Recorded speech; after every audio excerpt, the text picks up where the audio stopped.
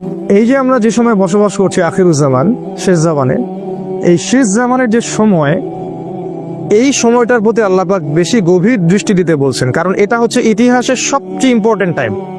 কারণ এখানে এমন এমন কিছু ঘটনা ঘটবে যা পৃথিবীর ইতিহাসে কখনো ঘটেনি। কিরকম? একদিন সাহাবীরা বসে আছেন, রাসূল সাল্লাল্লাহু আলাইহি ওয়াসাল্লাম আসলেন, এসে বললেন তোমরা কি নিয়ে কথা বলছো? সাহাবীরা বললেন আমরা কিয়ামত নিয়ে কথা বলছি। রাসূল সাল্লাল্লাহু আলাইহি ওয়াসাল্লাম বললেন শুনে রাখো, 10টা আলামত না দেখা পর্যন্ত কিয়ামত হবে না। নাম্বার 1 দাজ্জাল, নাম্বার 2 ইয়াজুজ আর মাজুজ, নাম্বার 3 ঈসা আলাইহিস সালামের আগমন, নাম্বার 4 দাব্বাতুল আরদ, জমিন থেকে অনেকগুলো প্রাণী বের হবে, 5 নাম্বার আর দুখান, ধোঁয়া, সারা পৃথিবী ধোঁয়ায় ছেয়ে যাবে, 6 নাম্বার 6, 7, 8 সম্ভবত 3টা ভূমিকম্প, 3টা বড় বড় ভূমিকম্প হবে পৃথিবীর পূর্ব, পশ্চিম এবং মাঝখানে।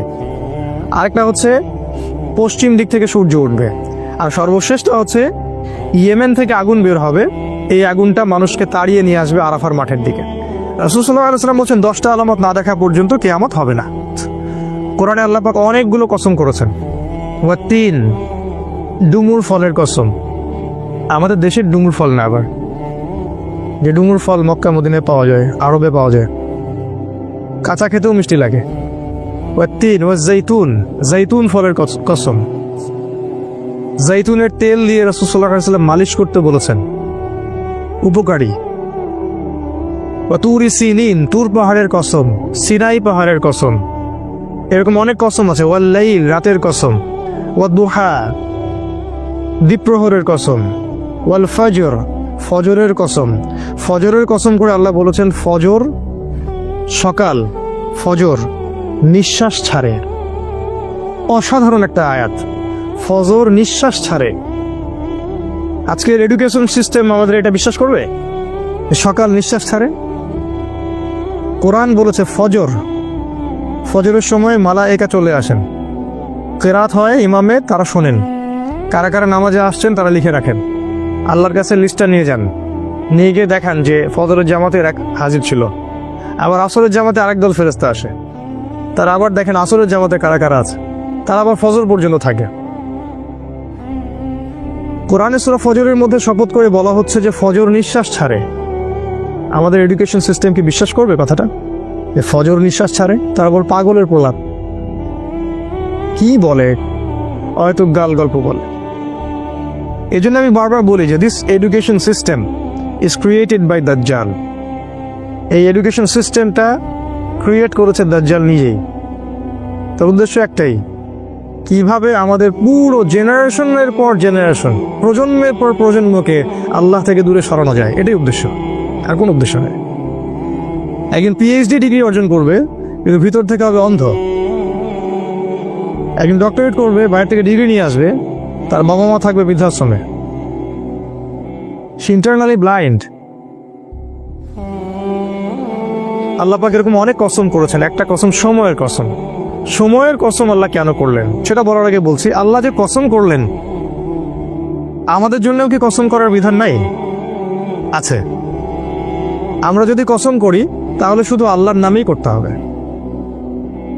কারণ একটা হাদিসে রাসূল সাল্লাল্লাহু আলাইহি ওয়াসাল্লাম বলেছেন, মান হালাফা বিগাইরি ইসমিল্লাহ ফাকাদ কাফারা, যে ব্যক্তি আল্লাহ ছাড়া অন্য কারো নামে কসম করলো সে কুফরি করলো। আমরা যখন কসম করব অবশ্যই আল্লাহর নামেই কসম করতে হবে। ছোটবেলায় আমরা শিখেছিলাম আল্লাহর কসম করতে হয় না, এই জন্য আমরা মায়ের কসম করতাম, বাবার কসম করতাম। এখন আমরা দেশের কসম করি, মাতৃভূমির কসম করি। আল্লাহ বলেছেন কসম করতে হবে শুধুমাত্র আল্লাহরই, অন্য কারো না। তবে আল্লাহ রাব্বুল আলামিন তার সৃষ্টির কসম করেন, যেমন রাত দিন, ফজর, ডুমুর ফল, কোরআন, চাঁদের, সময়ের ইত্যাদি। সময়ের কসম করার অর্থ কি? সময়ের কসম আল্লাহ পাক কেন করছেন? আল্লাহ পাক যখন কোনো কিছুর কসম করছেন বুঝতে হবে ওই বিষয়টা অত্যন্ত গুরুত্বপূর্ণ। এটা বোঝার জন্য খুব বেশি বুদ্ধির দরকার নাই। আল্লাহ পাক তো সহজে কোনো বিষয়ের কসম করবেন না। আর কোরআন নাজিল করার সময় আল্লাহ পাক খুবই ইকোনমিক্যাল। কোন দিকে? শব্দ চয়নের ক্ষেত্রে আল্লাহ পাক অতিরিক্ত কোনো শব্দই চয়ন করতে চাচ্ছেন না, যেটা দরকার সেটা নাজিল করছেন। হয়তো কোনো শব্দ কিন্তু কোরআনে নাই। কোরআন এমন একটা কিতাব যেটার একটা শব্দ দিয়ে একটা জাতির ইতিহাস বলা হয়েছে। সিরিয়াসলি, সূরা কাহফের মধ্যে একটা শব্দ আছে, জুলকারনাইন বাদশা যাচ্ছেন একদিকে, একটা কওমকে দেখতে পেলেন যে কওমের সূর্যের আলো থেকে বাঁচার কোনো বুদ্ধি ছিল না। তারা জানতো না কিভাবে সূর্যের আলো থেকে নিজেদেরকে রক্ষা করতে হবে। আল্লাহ ভালো জানেন এই জায়গাটা কোথায়। আল্লাহ পাক শুধু বলেছেন ক্যাযালিকা, ওরা এরকমই ছিল, ব্যাস এতটুকু। ওই সম্প্রদায়টা এমনই ছিল বলে আল্লাহ পাক অন্য প্রসঙ্গে চলে গেছে। একটা ওয়ার্ড দিয়ে একটা সম্প্রদায়ের কথা বলেছেন আল্লাহ পাক। শব্দ আল্লাহ পাক অহেতুক চয়েস করবেন না। তাই সময়ের শপথ কেন করলেন? 3টা কারণে করতে পারেন, শর্ট করে বলছি। একটা হলো, অবশ্যই আমাদেরকে চোখে আঙ্গুল দিয়ে দেখিয়ে দেওয়া হচ্ছে যে আমাদের জীবনের সবচেয়ে গুরুত্বপূর্ণ জিনিস সময়। আমাদের মানব জাতির জন্য সবচেয়ে গুরুত্বপূর্ণ জিনিস হচ্ছে সময়, যেটা আমরা ফেসবুকে, অনলাইনে থেকে, ইউটিউবিং করে, গার্লফ্রেন্ডের সাথে সময় অপচয় করে, কফি খেয়ে, চায়ের দোকানে আড্ডা পিটে, খেলার মাঠে নষ্ট করি। তবে মানুষ যখন মৃত্যুবরণ করবে কিয়ামতের মাঠে এবং জান্নাতে যদি চলেও যায়, সেখানে গিয়েও মানুষের আফসোস হবে ওই সময়গুলোর জন্যে যে সময়গুলো মানুষ অহেতুক নষ্ট করেছে, যে সময়গুলোতে মানুষ আল্লাহর কথা বলেনি, আল্লাহর জিকির করেনি, রাসূলের প্রতি দরুদ পড়েনি। ওই সময়গুলোর জন্য মানুষ আফসোস করতে থাকবে। একজন জান্নাতি ব্যক্তিও আফসোস করতে থাকবে, কেন আমি ওই সময়গুলো আল্লাহর জিকির করিনি। সময় সবচেয়ে বেশি ইম্পর্টেন্ট জিনিস। আর এই সভ্যতা, এই গডলেস ওয়ার্ল্ড এবং এই এডুকেশন সিস্টেম আমাদের সময়গুলোকে খেয়ে ফেলেছে। এখন আমার মনে হয় এই 30 বছরের জীবনে এসে আমার কাছে মনে হয় যে আমার জীবনের 15 বা 18টা বছর অপচয় হয়ে গেছে। 18 বছরে আমি হাফেজ হতে পারতাম, আমি হয়তো হাদিসেরও হাফেজ হতে পারতাম, বুদ্ধি ব্রেন ভালো ছিল, ফার্স্ট হতাম সবসময়। আমি হয়তো ফিক পড়তে পারতাম, ইতিহাস পড়তে পারতাম, সিরাত পড়তে পারতাম। এখন সারাদিন রাত যত কাজই করি না কেন আত্মতৃপ্তি হয় না, মনে হয় কিছু না কিছু গ্যাপ থেকেই গেল, আর এই গ্যাপটা কখনো পূরণ হবে না, অসম্ভব। তাই যারা 40 বছর 50 বছর বয়সে তাস খেলছে, টিভি দেখতেছে, আড্ডা পিটাচ্ছে, এদেরকে দেখলে বুঝেই আসে না যে এই বয়সে কিভাবে সেটা করতে পারে। একটা বড় কি চিন্তা হয় না যে আমার হায়াত কমে আসছে, আমি পৃথিবীতে আর হয়তো বেশি দিন থাকবো না। সুবহানাল্লাহ, সময়ের কসম, আল্লাহ পাক সময়ের কসম করে আমাদেরকে সময়ের দিকে দৃষ্টি দিতে বলছেন, সময়ের সম্পর্কে সচেতন হতে বলছেন। দেখেন, মানুষ সারা জীবনে অনেক কষ্ট করে ঠিকই, কষ্টের পর কষ্ট সহ্য করে, একটা চাকরির জন্যে, একটা জমির জন্যে, একটা ভালো জব, স্ট্যাটাস, টাকা, সিকিউরিটি, বাড়ি গাড়ি, বউ বাচ্চা, এগুলোই তো। এগুলো ছাড়া আর কিচ্ছু নাই, এগুলো ছাড়া কিন্তু কিচ্ছু নাই, সব এগুলোই। এইগুলোর পিছনে সারা দিন রাত মানুষ প্রচণ্ড পরিশ্রম করে, মানুষ কিন্তু প্রচণ্ড পরিশ্রম করে। আর শয়তান মানুষকে প্রচণ্ড পরিশ্রম করিয়েও নেয়, ও মানুষকে কষ্টের পর কষ্ট দিয়ে জাহান্নামে নিয়ে যেতে চায়। কিন্তু দেখেন, কষ্টের ট্র্যাকটা ভুল, কষ্টের ট্র্যাকটা ঠিক নাই, রং ট্র্যাকে সে কষ্ট পেয়েছে। এই যে আমাদের ছেলেমেয়েরা পড়াশোনা করছে, নার্সারিতে ভর্তি হচ্ছে 5 বা 6 বছর বয়সে, 25 বছর পর্যন্ত ঘাড়ে ব্যাগ থাকবেই। অনার্স মাস্টার্স করতে করতে 25 হয়ে যাবে বয়স। এই লম্বা সময়ে সে কোরআন শিখবে না, জেনারেল এডুকেশনের কথা বলছি, কোরআন A to Z শিখবে না, হাদিস শিখবে না, ফিকহ শিখবে না, ইতিহাস শিখবে না, সে ইসলামের যে রাসূলের জীবনী সেটা শিখবে না, সাহাবীদের জীবনী শিখবে না, এগুলো কিছু শিখবে না। 25 বছর পর্যন্ত সে কষ্ট করবে। আমরা যখন জেনারেল লাইনে পড়তাম, আমাদেরকে এক একটা কবিতা, এক একটা গল্প এমনভাবে পড়ানো হতো, একদম ভেজে ভেজে খাওয়াই দেওয়া হতো আর কি। রবীন্দ্রনাথের কবিতা, নজরুলের কবিতা, জীবনানন্দ দাশের কবিতা, শেক্সপিয়ারের গল্প, তারপরে আপনার মাইকেল মধুসূদন দত্তের কবিতা। অবশ্য এখানে ইসলামপন্থী কারো কবিতা ছিল না। আপনার কাছে যদি মনে হয় এই পুরো প্ল্যানটা এমনি এমনি হয়ে গেছে, আপনি বোকার স্বর্গে বাস করছেন, এর পিছনে একটা মাস্টার মাইন্ড আছে। এই পুরো প্রসেসটা একদিনে হয়নি, এটাকে সাজানো হয়েছে, ঢেলে সাজানো হয়েছে, যাতে করে আমাদের প্রজন্মের বা প্রজন্ম ইসলাম থেকে দূরে সরে যায়, তাদের জীবনের বড় একটা সময় নষ্ট হয়ে যায়। সময়ের কসম করেছেন আল্লাহ, এটা একটা কারণ, সময়ের প্রতি মূল্যায়ন করা। সেকেন্ড কারণ হচ্ছে আল্লাহ পাক অতীতের দিকে তাকাতে বলছেন আমাদের দিকে, অতীতের দিকে। সময়ের কসম করে আল্লাহ পাক আমাদেরকে বুঝাচ্ছেন যে অতীতের দিকে তাকিয়ে দেখো, সময়ে সময়ে যারাই আল্লাহর বিধানকে অস্বীকার করেছে, আল্লাহ পাক তাদেরকে এই দুনিয়াতেও লাঞ্ছিত করেছেন, পরকালেও যন্ত্রণাদায়ক শাস্তি দিয়েছেন। আল্লাহ পাক সময়ের কসম করে আমাদেরকে হিস্ট্রি পড়তে বলছেন, ইতিহাস। অতীতের দিকে তাকাও, দেখো আদম আলাইহিস সালাম থেকে শুরু করে এই পর্যন্ত একই সুন্নাত, আল্লাহর সুন্নতের মধ্যে কোনো পরিবর্তন নাই। ওয়ালান তাজিদা লিসুন্নাতিল্লাহি তাবদীলা, আল্লাহ বলেছেন আমার সুন্নাত, আমার স্টাইলে কোনো পরিবর্তন পাবে না। যাদের কাছেই আল্লাহ হেদায়েত এসেছে, যারা স্বীকার করে নিয়েছে, আল্লাহ পাক তাদেরকে দুনিয়া সাফল্য দিয়েছেন, পরকালও সাফল্য দিয়েছেন। আর যারাই আল্লাহর বিধানকে অস্বীকার করেছে, আল্লাহ পাক দুনিয়াতে শাস্তি দিয়েছেন, পরকালও শাস্তি দিয়েছেন। যেমন নূহ আলাইহিস সালামের কওম আল্লাহ পাক ডুবিয়ে দিলেন। আদ জাতি প্রচন্ড শক্তিশালী, নারিকেল গাছের সমান সমান একটা মানুষ, এর চেয়েও বড়, পাহাড়ের মধ্যে বাসা করে থাকে, আল্লাহ পাক ওদেরকে ঝড় দিয়ে উড়িয়ে দিলেন। শুআয়ব আলাইহিস সালামের কওম খুবই দাপটের জাতি, ওদের অপরাধ ছিল মানুষকে অন্যায়ভাবে মারতো। আমাদের ওই যে রিমান্ডে নিয়ে যেটা করে ওইটা করতো আর কি। রিমান্ডে নিয়ে গেলে যে পিটানটা পিটায়, এইগুলো তারা সমাজে মানুষকে পিটাইতো। একজন মানুষ দোষী, দোষ তো প্রমাণ হয়নি, মারা যাবে। ধরেন একজন মানুষ খুনের কারণে বন্দী হয়েছে, প্রমাণ হয়েছে কি এখনো? আপনি মারতে পারেন না তো, মেরে আপনি জবানবন্দি নিতে পারেন না, ইসলামে হারাম। চলছে এগুলো, কে বুঝাবে? শুআয়ব আলাইহিস সালামের কওম এই কাজটা করতো। আরেকটা কাজ করতো, মাপে কম দিত আর মানুষের সম্পদ লুট করতো। আমাদের এই যে ব্যাংকিং সিস্টেমের মতো, মানুষকে কলা ঝুলায় টোপ দেয়। একটা বাড়ির দাম 10 লাখ টাকা, আমরা আপনার পক্ষ থেকে বাড়িটা কিনে দিব, কিন্তু আপনাকে 10 লাখের জায়গায় 30 লাখ দিতে হবে। কারণ অতিরিক্ত যে 20 লাখ দিতে হবে, এটার জন্য আমরা আপনাকে 20 বছর সময় দিচ্ছি। আর আমরা বলি হ্যাঁ তাই তো 20 বছর সময় পাওয়া যাবে, 30 লাখ অল্প অল্প করে দিব কিস্তি স্টাইলে, সমস্যা তো নাই কিছু। এই কলা ঝুলাই দিয়ে আপনার সম্পদ তারা লুটে নিল, সুদ। আরেকটা যে পেপার মানি, কাগজের টাকা। আমি তো বললাম যে আমরা সোনা নিয়ে ওদের ব্যাংকে যাই, ওদেরকে সোনা দিয়ে ডলার নেই। শুআয়ব আলাইহিস সালামের কওম এরকম কাজ করতো। আল্লাহ পাক ভূমিকম্প দিয়ে ধ্বংস করেছেন ওদেরকে, ভূমিকম্প দিয়ে। সময়ের দিকে তাকায় দেখেন, সামুদ জাতি এরকম শক্তিশালী ছিল, আল্লাহ পাক ওদেরকে বজ্রপাত দিয়ে ধ্বংস করেছেন। ফেরাউন পৃথিবীতে এমন একজন মানুষ যে মনে করতো আমি আল্লাহ, আনা রব্বুকুমুল আ'লা, আমি ছাড়া তোমাদের মহান কোনো রব নাই। আল্লাহ পাক ওকে পানিতে ডুবাই দিলেন। এখানে একটা ঘটনা আছে, অনেকদিন বলা হয়নি, বলতে যাচ্ছিলাম। ফেরাউন যখন ডুবছিল তখন কিন্তু সে ঈমান এনেছিল, এটা কি জানেন? ফেরাউন যখন ডুবছিল তখন কিন্তু সে ঈমান নিয়ে আসছিল।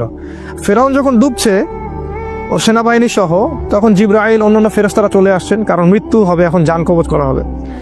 এবং যারা পাপী, ওদের জান কবজের সময় ওদেরকে চেহারার মধ্যে মারা হয়, প্রচন্ড জোরে জোরে পিটানো হয়, থাপ্পড় দেওয়া হয়।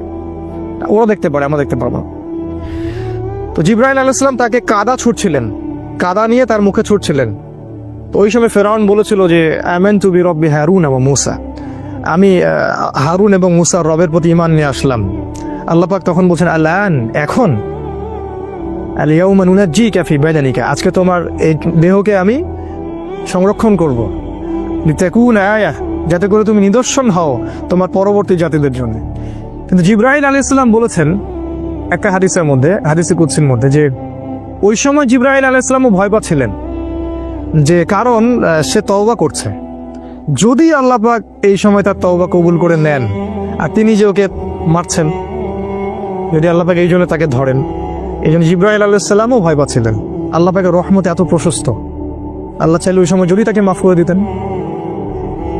জিবরাইল আলাইহিস সালাম বলছেন, যেদিন থেকে ফেরাউন বলেছে আনা রব্বুকুমুল আ'লা, ওই দিন থেকে আমি ওকে ঘৃণা করি, ওই দিন থেকে আমি ওয়েট করতেছি কখন সে মরবে, আমি আযাব দিব। তো এই যে ফেরাউন, সেও সময়ের স্রোতে হারায় গেল, নমরুদ হারায় গেল।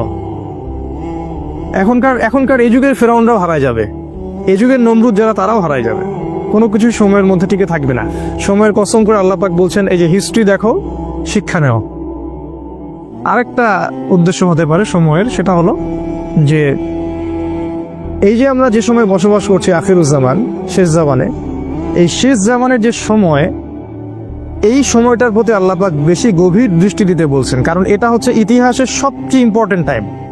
মানে এখানে এমন কিছু ঘটনা ঘটবে যা পৃথিবীর ইতিহাসে কখনো ঘটেনি। কিরকম? একদিন সাহাবীরা বসে আছেন, রাসূল সাল্লাল্লাহু আলাইহি ওয়াসাল্লাম আসলেন, এসে বললেন তোমরা কি নিয়ে কথা বলছো? সাহাবীরা বললেন আমরা কিয়ামত নিয়ে কথা বলছি। রাসূল সাল্লাল্লাহু আলাইহি ওয়াসাল্লাম বলে, শুনে রাখো, 10টা আলামত না দেখা পর্যন্ত কিয়ামত হবে না। নাম্বার 1 দাজ্জাল, নাম্বার 2 ইয়াজুজ আর মাজুজ, নাম্বার 3 ঈসা আলাইহিস সালামের আগমন, নাম্বার 4 দাব্বাতুল আরদ, জমিন থেকে অনেকগুলো প্রাণী বের হবে। 5 নাম্বার আর দুখান, ধোঁয়া, সারা পৃথিবী ধোঁয়ায় ছেয়ে যাবে। 6 নাম্বার 6, 7, 8 সম্ভবত 3টা ভূমিকম্প, 3টা বড় বড় ভূমিকম্প হবে পৃথিবীর পূর্ব, পশ্চিম এবং মাঝখানে। আরেকটা হচ্ছে পশ্চিম দিক থেকে সূর্য উঠবে। আর সর্বশেষটা হচ্ছে ইয়েমেন থেকে আগুন বের হবে, এই আগুনটা মানুষকে তাড়িয়ে নিয়ে আসবে আরাফার মাঠের দিকে। রাসূল সাল্লাল্লাহু আলাইহি ওয়াসাল্লাম বলছেন 10টা আলামত না দেখা পর্যন্ত কিয়ামত হবে না। এগুলো মেজর আলামত। এই জন্য এই সময়টা শেষ যুগের এই শেষ সময়টা বেশি ইম্পর্টেন্ট। এখানে এমন কিছু ঘটনা ঘটবে যেটা ইতিহাসে কখনো ঘটেনি। দাজ্জাল কখনো বের হয়নি, ইয়াজুজ আর মাজুজ এর আগে বের হয়নি, সূর্য কখনো আগে পশ্চিম দিক থেকে উঠে নাই, ধোঁয়ায় সারা বিশ্ব ছেয়ে যায়নি, জমিন থেকে বড় বড় জানোয়ার বের হওয়া শুরু হয়নি এখন। এমন হাদিস আছে যে ওরা মানুষের সাথে কথা বলবে। একজন পুরুষ ঘর থেকে বের হলে ঘরে ফিরে আসবে, বাড়ির দেওয়াল, ওই ব্যক্তির পা, অন্য জানোয়ার তাকে বলে দিবে বাড়িতে কি হয়েছিল। মানে এরকম প্রযুক্তি আসতেছে সামনে। সময়ের কসম করে আল্লাহ পাক এই শেষ জামানার দিকে আমাদেরকে তাকাতে বলছেন এবং এটা বলছেন এই শেষ জামানায়, এই জায়গাটা ভালো করে বোঝেন, এই শেষ জামানায় ইন্নাল ইনসানা লাফি খুসর, এই শেষ জামানার প্রত্যেকটা মানুষ ক্ষতির মধ্যে আছে। এটা আল্লাহ বোঝাচ্ছেন আমাদেরকে। আখিরুজ জামানের প্রত্যেকটা মানুষ ক্ষতির মধ্যে আছে। ইন্নাল ইনসানা লাফি খুসর, নিশ্চয়ই, ইন্না মানে নিশ্চয়ই, আল ইনসান মানে মানুষ, লা মানে আবার অবশ্যই, ফি মানে মধ্যে, আর খুসর মানে ক্ষতি।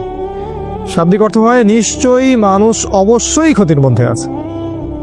আখিরুজ জামান এমন একটা জামান, এমন একটা যুগ, যে যুগের কোনো মানুষ ক্ষতি থেকে বাইরে নয়। যতই দাড়ি, টুপি, পাগড়ি আর জুব্বা থাকুক না কেন, সে ক্ষতি থেকে বাইরে নয়। যে মনে করবে সে ক্ষতি থেকে বাইরে, সে বোকার স্বর্গে বাস করছে। রাসূল সাল্লাল্লাহু আলাইহি ওয়াসাল্লাম কি বলেননি আখিরুজ্জামানের একটা ব্যক্তি খুঁজে পাওয়া যাবে না যে সুদ থেকে মুক্ত থাকতে পারবে? তিনি কি বলেননি এই জামানার সবচেয়ে বেশি হবে মেয়েরা, এবং মেয়েরা নগ্ন হয়ে বাইরে ঘুরবে। মুমিন ভাই, মুমিন স্বামী তাকে বাড়িতে রাখতে পারবে না, সে দায়ুসে পরিণত হবে, কিছু করতে পারবে না। শেষ জামানায় দাজ্জাল এবং তার সেনাবাহিনীরা এমনভাবে সারা বিশ্ব শাসন করবে, এতে গ্রিড থেকে মুমিন বের হতে পারবে না। সবচেয়ে বড় হাদিসটা হচ্ছে শেষ জামানায় মুমিনের হাতে জ্বলন্ত কয়লা রাখা যেমন, ঈমান ধরে রাখাটা ওই রকম হবে।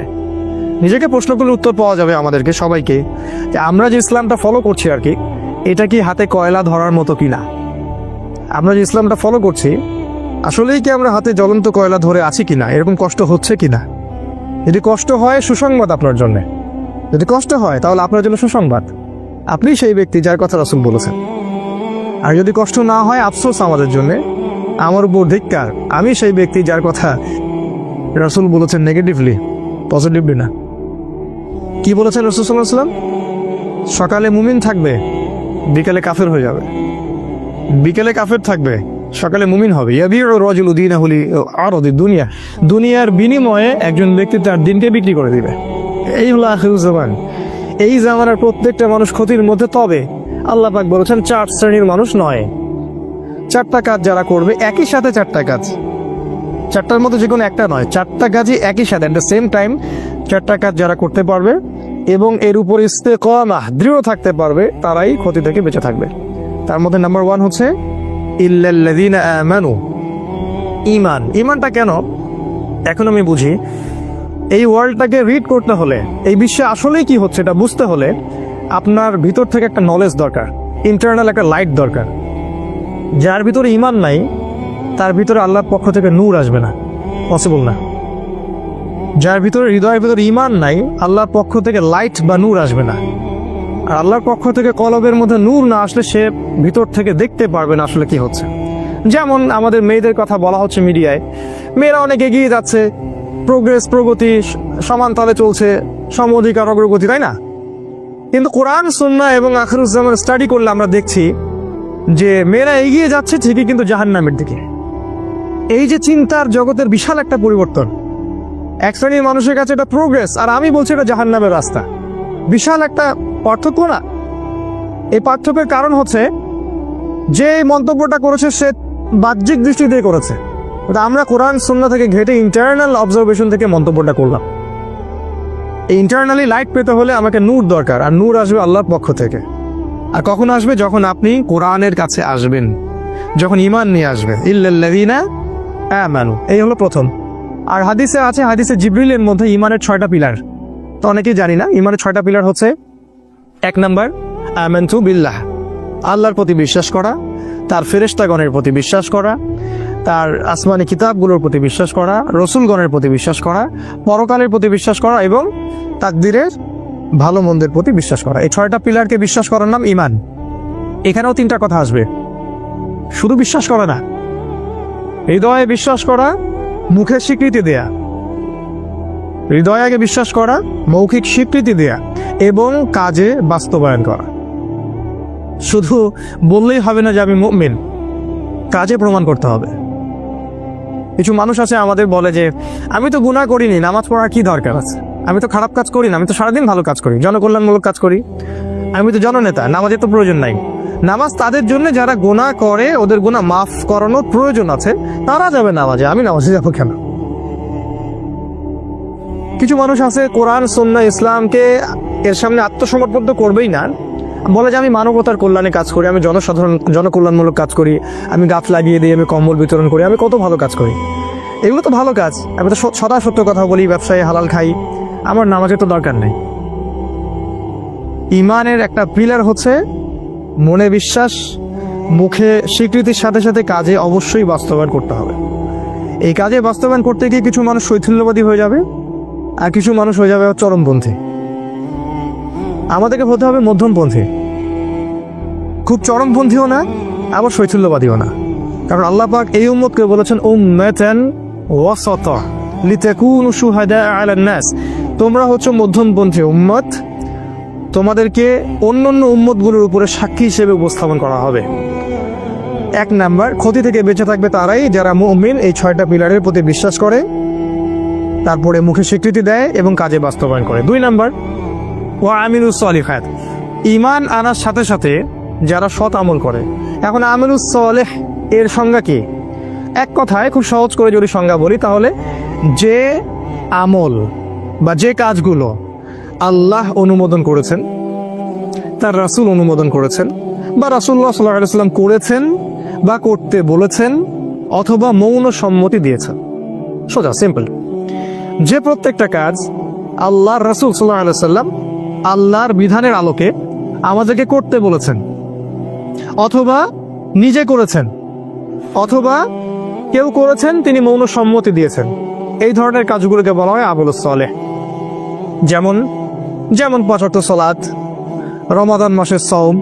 রমাদান মাসের কথা আসলে আমরা একটা দোয়া করে নেই, আল্লাহুম্মা, বলুন আমার সাথে, আল্লাহুম্মা বাল্লিগনা ফি রমাদান ওয়া বারিক লানা ফিহি, আমিন। অর্থ হচ্ছে আল্লাহ আমাদেরকে রমাদান পর্যন্ত পৌঁছে দিন এবং সেখানে বরকত দিন।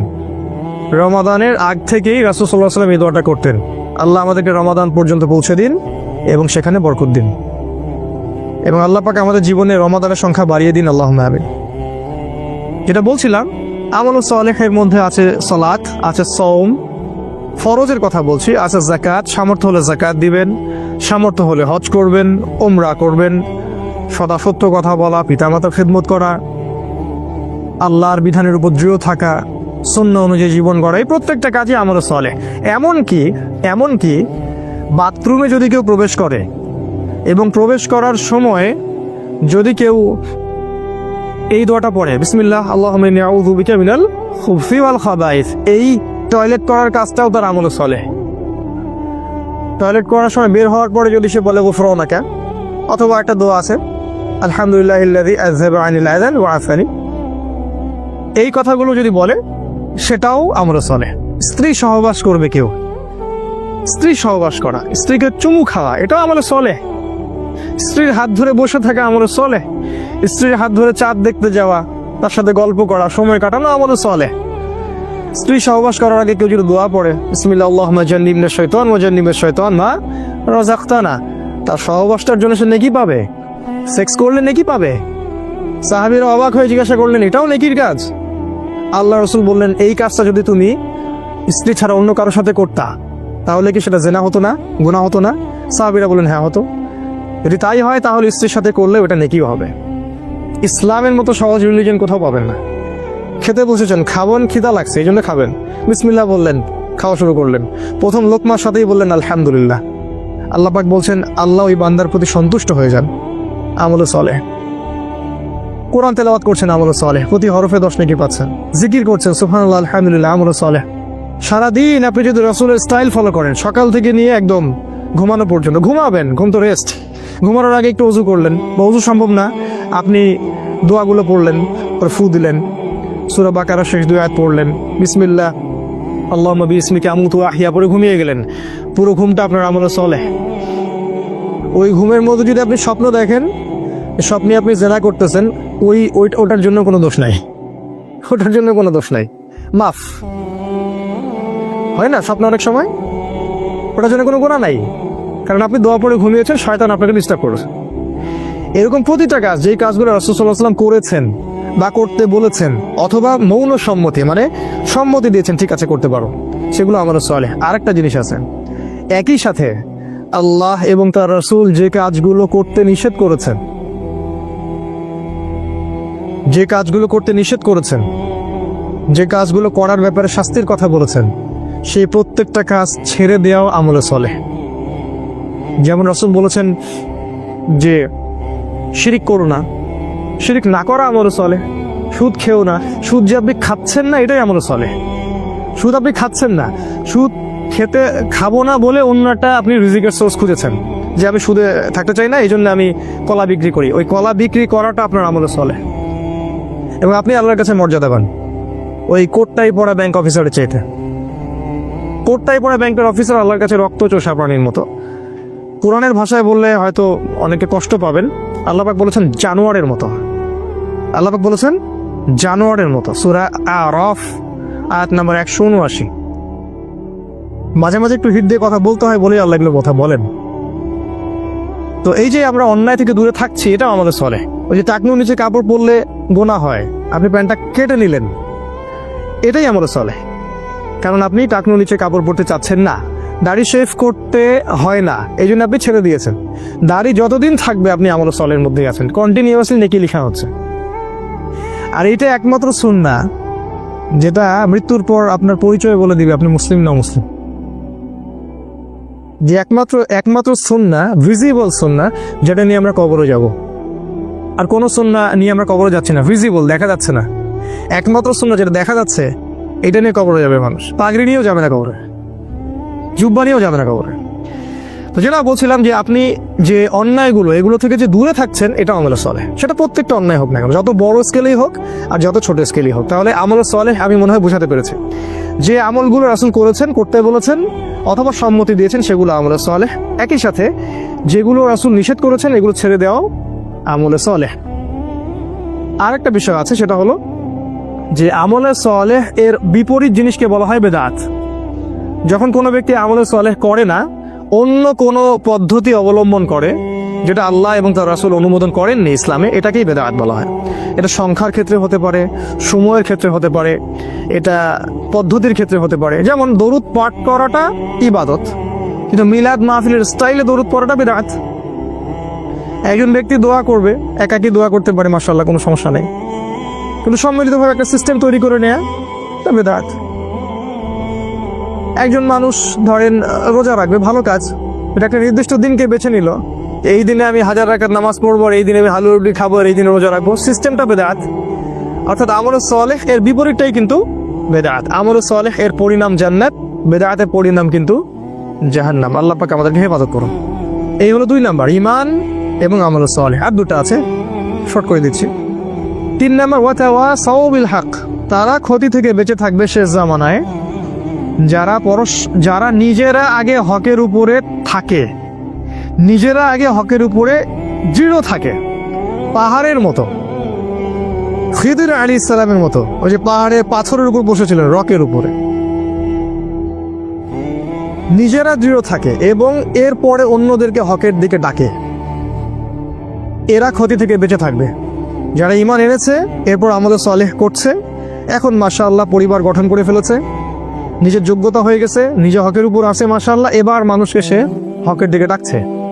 কারণ ডাকার কাজটা তো স্কুল বয়দের কাজ না, এটা স্কলারদের কাজ।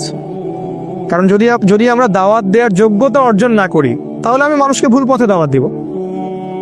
সিম্পল। আমি যদি ইংরেজির প্রফেসর হতে চাই, আমাকে ইংরেজির উপর আরো বড় ডিগ্রি নিতে হবে, তারপরে আমাকে ক্লাস নিতে হবে।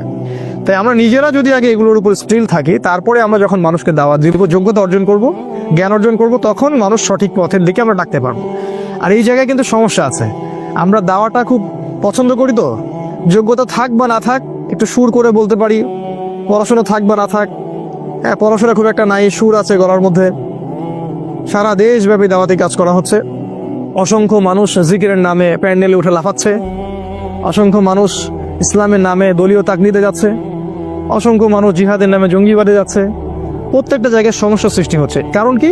কারণ যে দাওয়াত দিচ্ছে সে জানে না আসলে সঠিকভাবে দাওয়াত দেওয়ার ম্যাথোডোলজিটা কি। কোথা থেকে শিখবো? আল্লাহ রাসূল থেকে শিখবো, অন্য কারো কাছে যাওয়ার দরকার নেই।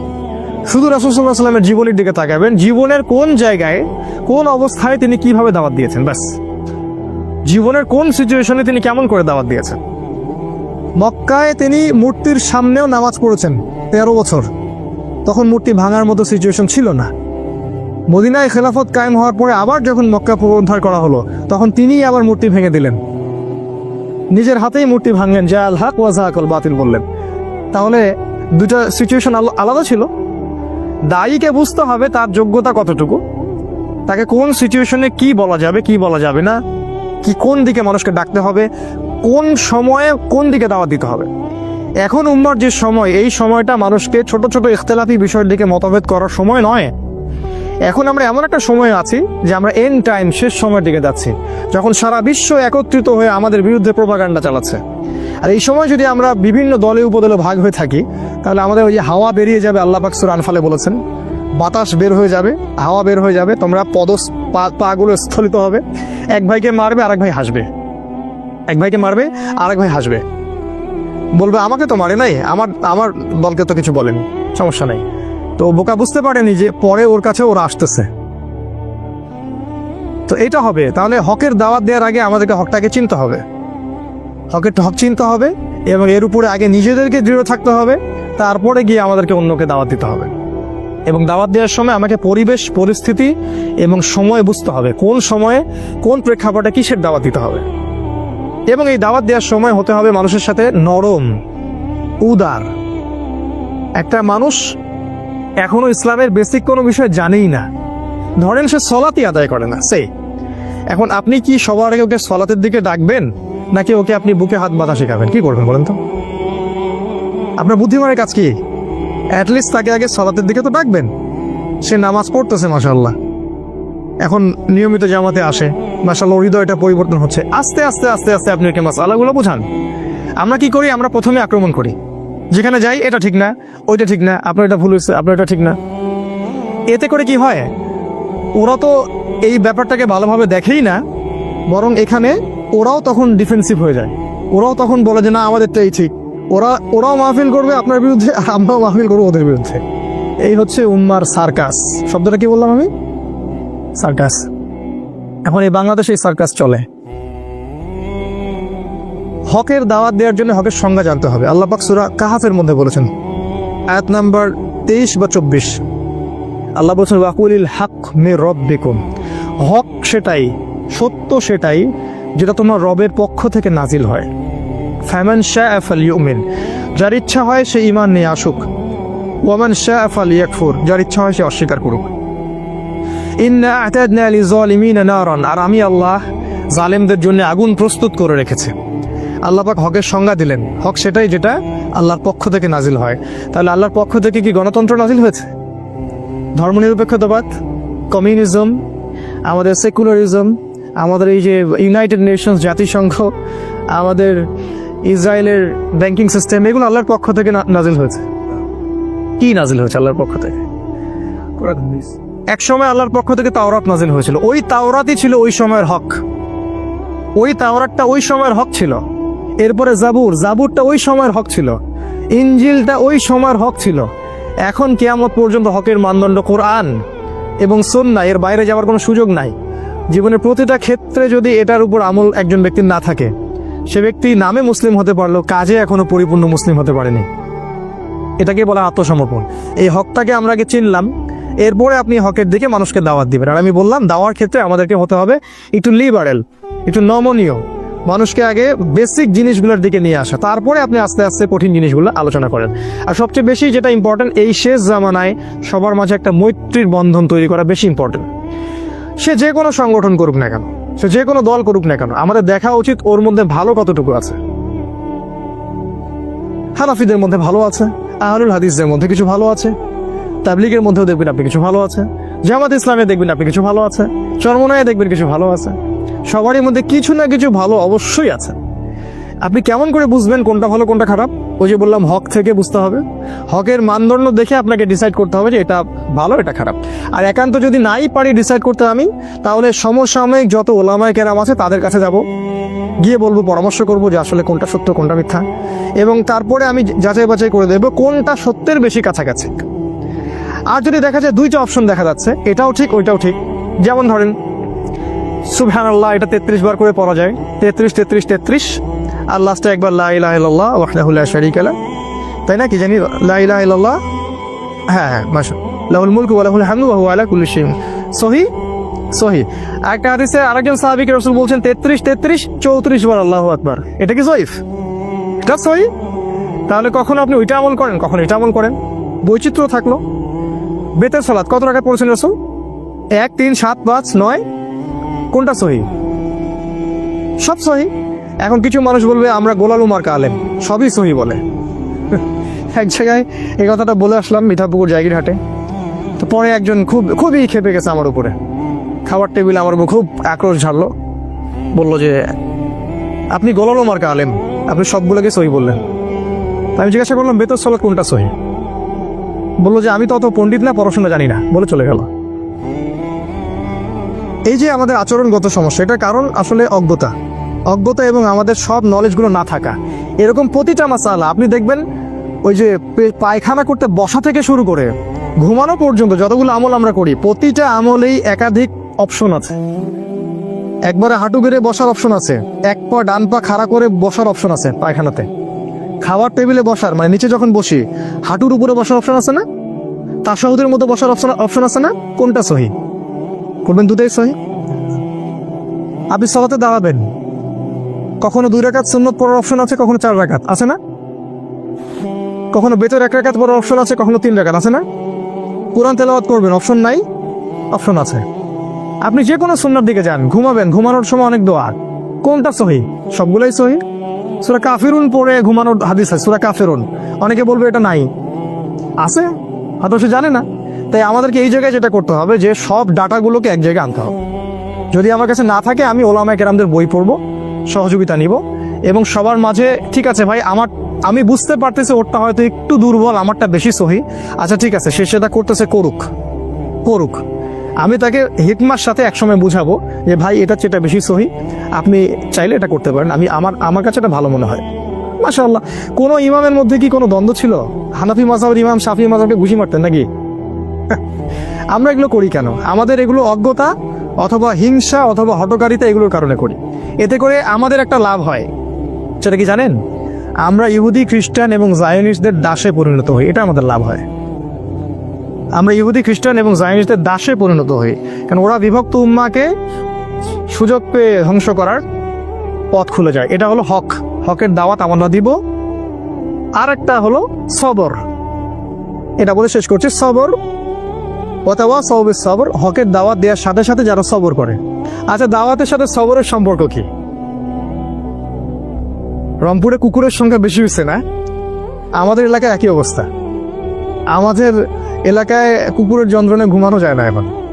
আর একটা বিষয় আমি দেখছি, আমাদের এলাকায় অনেক বৃত্তশালী আছে, তো বৃত্তশালীদের টাকা রাখার জায়গা নাই, আর বাসায় হয়তো আল্লাহ এবং তার রাসূলের প্রতি সেই রকম তাওয়াক্কুল আছে কিনা আল্লাহ ভালো জানেন, সবাই কুকুর পুষতেছে বাসায়, সম্পদ পাহারা দিচ্ছে কুকুররা। সুবহানাল্লাহ। জানেন এই ব্যাপারেও হাদিস আছে যে বিনা প্রয়োজনে যদি কেউ কুকুর পালে, কথাটা মনে হলো, দেখেন এটা উপকার হবে। বিনা প্রয়োজনে যদি কেউ কুকুর পালে, প্রতিদিন তার আমলনামা থেকে 1 কেরাত নেকি কেটে দেওয়া হবে। 1 কেরাত, 1 কেরাত মানে হচ্ছে উহুদ পাহাড়ের সমান। আমি দেখেছি উহুদ পাহাড়, আপনারা যারা হজ করেছেন দেখেছেন, উহুদ পাহাড় এত বড় নেকি তার আমলনামা থেকে কেটে দেওয়া হবে। আবার কেউ যদি কোনো ভাই জানাজায় যায়, তার আমলনামা 1 কেরাত নেকি লিখে দেওয়া হবে। মাটি দিলে আরো 1 কিরাত নেকি লিখে দেওয়া হয়। সবরের সম্পর্কটা কি? হকের সাথে সবরের একটা সম্পর্ক আছে, সেটা হলো সত্য এমন একটা জিনিস যেটাকে আক্রমণাত্মকভাবে প্রতিষ্ঠিত করা যায় না। হক এমন একটা জিনিস যেটাকে কখনো আক্রমণাত্মকভাবে প্রতিষ্ঠিত করা যায় না, ধৈর্যের সাথে প্রতিষ্ঠিত করতে হয়। এক্সাম্পল, আপনি নূহ আলাইহিস সালামের দিকে তাকান, 950 বছর দাওয়াত দিলেন, 40 বা 80টা মানুষ ইসলাম কবুল করলেন। আপনি তাকান ইব্রাহিম আলাইহিস সালাম, সবর করতে করতে দেশে থাকতে পারলেন না, হিজরত করতে হলো। শেষ করছে। তারপরে দেখেন আপনি আদ সামুদ জাতি, ঠিক আছে, ফেরাউন, মুসা, ঈসা আলাইহিস সালাম। ঈসা আলাইহিস সালামের তো জায়গাই হলো না পৃথিবীতে। মুসা আলাইহিস সালাম, তাকে উম্মাহ এত কষ্ট দিয়েছে। আমাদের নবী মুহাম্মদ সাল্লাল্লাহু আলাইহি ওয়াসাল্লাম মাঝে মাঝে মুসা আলাইহিস সালামের কথা চিন্তা করতেন আর সান্ত্বনা পেতেন। একদিন আল্লাহ রাসূল গনিমতের মাল ডিস্ট্রিবিউট করছিলেন, একজন এসে বললেন, ইয়া মুহাম্মদ ইদিল, হে মুহাম্মদ ইনসাফ করো, তুমি ইনসাফ করছো না। আল্লাহ রাসূলকে বললেন এইভাবে ডাইরেক্ট।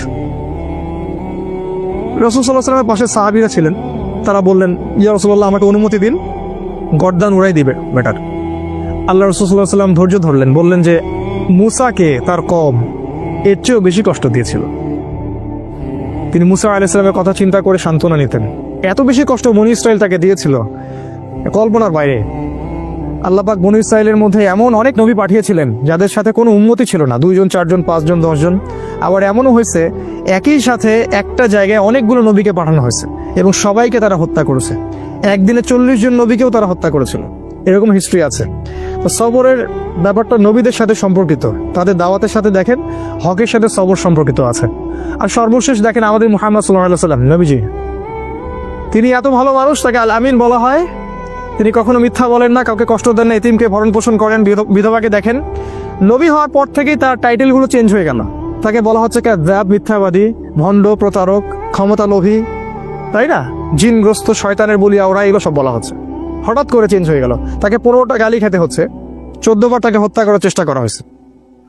নিজের মাতৃভূমিতে তার থাকা হলো না, হিজরত করতে হলো, সবর করলেন। তাই এই যে হকের দাওয়াত, এর সাথে সবরটা খুব ইম্পর্টেন্ট। আমরা যেন এই হকের দাওয়াত দিতে গিয়ে অধৈর্য হয়ে না যাই এবং লিবারেল মধ্যম পন্থা অবলম্বন করি এবং সবার সাথে হৃদ্যতার সম্পর্ক তৈরি করার চেষ্টা করি, সবর করি। একদিনে কোনো কিছু পরিবর্তন হবে না, একদিনে কখনো কোনো কিছু পরিবর্তন হবে না। একটা সুন্দর গঠনমূলক পদ্ধতিতে দীর্ঘস্থায়ী একটা পরিকল্পনা করলে হয়তোবা কোনো ফলাফল পাওয়া যাবে। আল্লাহ রাব্বুল আলামিন, আজকে সময় শেষ হয়ে গেছে, আমি শর্ট শেষ করলাম। আল্লাহ পাক আমাদেরকে শেষ জামানার এই সূরাতুল আসরের উপরে আমল করা তৌফিক দান করুন।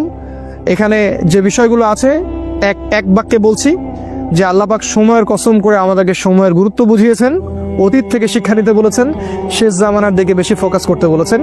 তিনি বলেছেন শেষ জামানার বেশিরভাগ মানুষই ক্ষতির মধ্যে আছে, তবে তারা নয় যারা ইমানদার, ইমান এনেছে এবং একই সাথে সৎ আমল সম্পাদন করেছে এবং এর সাথে তারা হকের উপর প্রতিষ্ঠিত ছিল, অন্যকেও হকের দাওয়াত দিয়েছে এবং সর্বশেষ যারা ধৈর্যের উপদেশ দিয়েছে পরস্পরকে। এই গুণগুলো আল্লাহ পাক আমাদেরকে অর্জন করার তৌফিক দান করুন, আল্লাহুম্মা আমিন। আল্লাহ রাব্বুল আলামিন আমাদেরকে কোরআন বুঝে পড়ার তৌফিক দান করুন, আল্লাহুম্মা আমিন। এবং এই ছোট্ট সূরাটার মধ্যে অনেক ব্যাপক আলোচনা আছে, আপনারা এগুলো তাফসীর পড়বেন, বাসায় তাফসীর কিনবেন, পড়বেন, আরও অনেক নলেজ আপনারা জানতে পারবেন ইনশাআল্লাহ।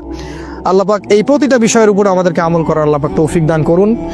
আমাদের কোরআনের আলোয় আল্লাহ পাক আমাদেরকে আলোকিত করুন, আমাদেরকে ইমান আনার মতো আনার তৌফিক দান করুন, আমলে সালেহ বেশি বেশি করার তৌফিক দান করুন, হকের উপর থাকার তৌফিক দান করুন, দাওয়াত দেওয়ার তৌফিক দান করুন এবং সবর বা ধৈর্য ধরার আল্লাহ পাক তৌফিক দান করুন, আল্লাহুম্মা আমিন। এই বলে আমি আমার আজকের বক্তব্য শেষ করছি।